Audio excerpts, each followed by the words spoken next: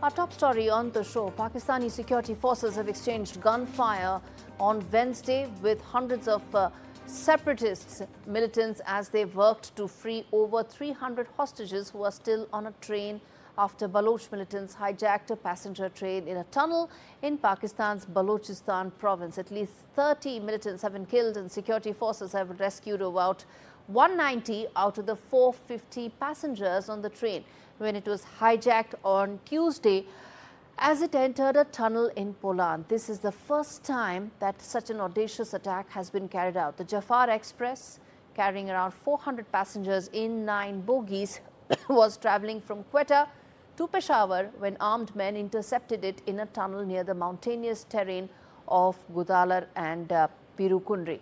Let's first listen in to one of the victims who was rescued to understand the plight of these 450 odd passengers.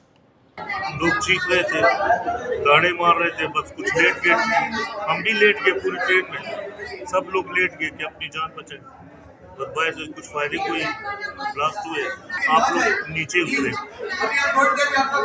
लोग नहीं उतर रहे थे, मैं अपने बच्चों को लेके उतर गया।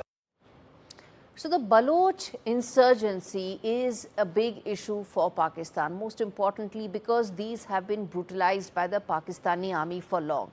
Let's get in Tilak Devasher, who's an author who's written on this issue many times to understand how significant this is and how it can really pose a big threat to Pakistan's sovereignty.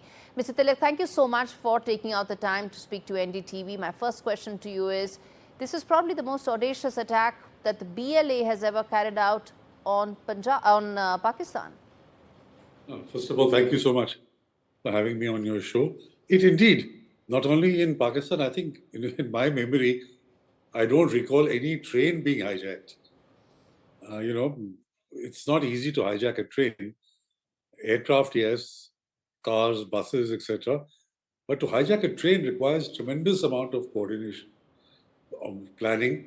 And how do you stop a moving train? You have to have enough firepower and explosives to be able to do that. So yes, it is an incident which has in fact catapulted the Baloch struggle for independence to a much higher plane than it would have been possible if the train had not been hijacked. So it's a very important development in the Baloch struggle, and I think we will in future talk about the pre-Jafar Express and the post-Jafar Express. I was coming to just that, Mr. Devasher, that how do you see this incident now becoming a catalyst for the larger movement in the Baloch region?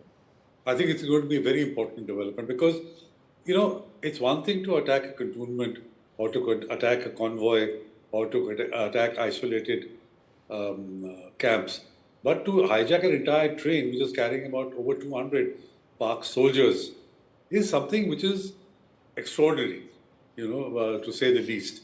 So this is really going to boost the struggle, the Baloch struggle for independence.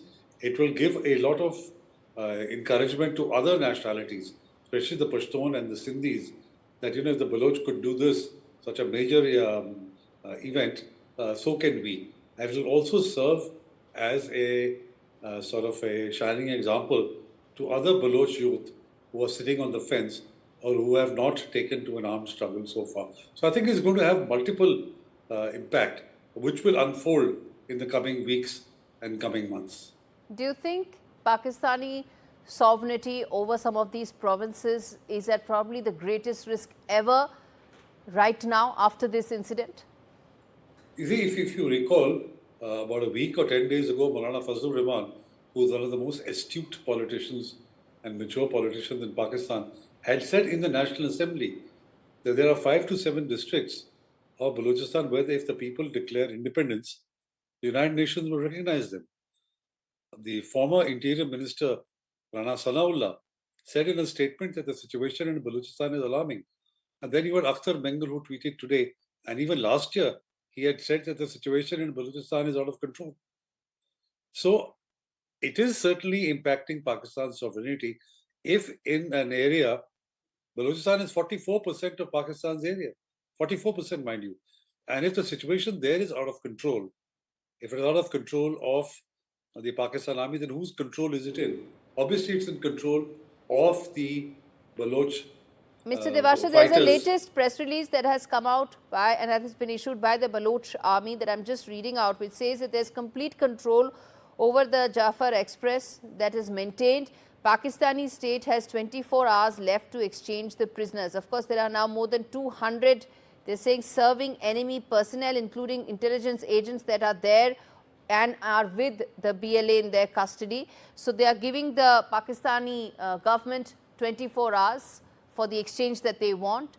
Essentially, they are not climbing down. So what it looks like is that this could end up becoming a very tedious issue and also a very difficult issue for the Pakistani government to overcome. How will they undertake the hostage transfer, if at all, and how will they put the situation under control? So this ultimatum was given yesterday.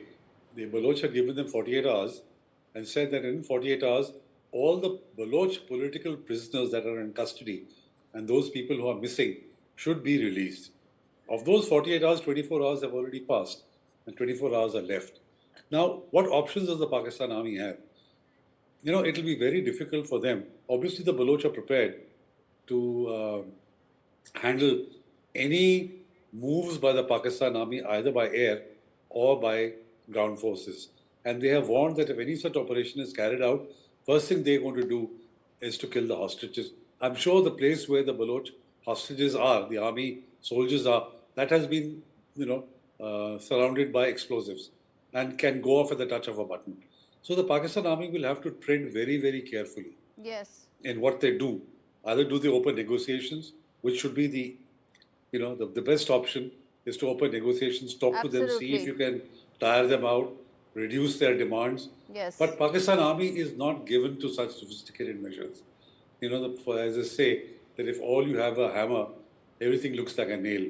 So the Pakistan army believes in brute force and not in subtlety. And probably that's why the situation is what it is in Balochistan, because of the Punjabi army's heavy-handed way of trashing and trampling all dissent. I have to leave it there, Mr. Devasher. Thank you so much for speaking to me today. This is an issue I'm going to come back and speak to you more on.